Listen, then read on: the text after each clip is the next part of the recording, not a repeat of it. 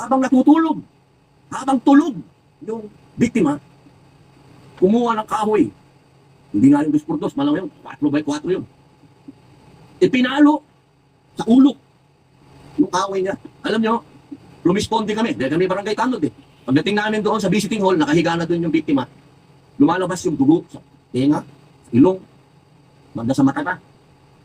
Kami pa ho, matagal po kasi bago dumating ang ambulansya sa medium security compound, manggagaling pa ho sa maximum, mga 20 minuto po yun, hanggang 30 minuto kung nagmamadali pa yung driver. Kung medyo kumakain yung driver, o relax, mga 1 oras po yun. So bago po dumating, binuhat namin yung bata. Pagdating sa ambulansya, alam ko, patay na yung bata.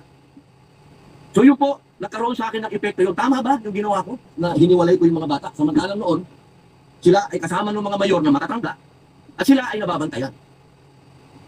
Yan po yung mga sinasabi kong experience. Monday has helped us be much more effective and efficient.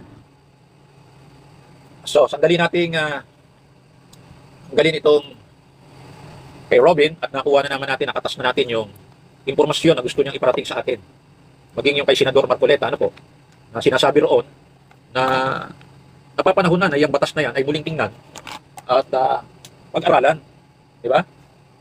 Hindi po pwedeng yung ginawang batas na dapat ay pinakikinabangan, lalo na ng mga inosente. Proteksyon dapat sa mga inosente, mga law-abiding citizens. Ang nangyayari, gumagawa ng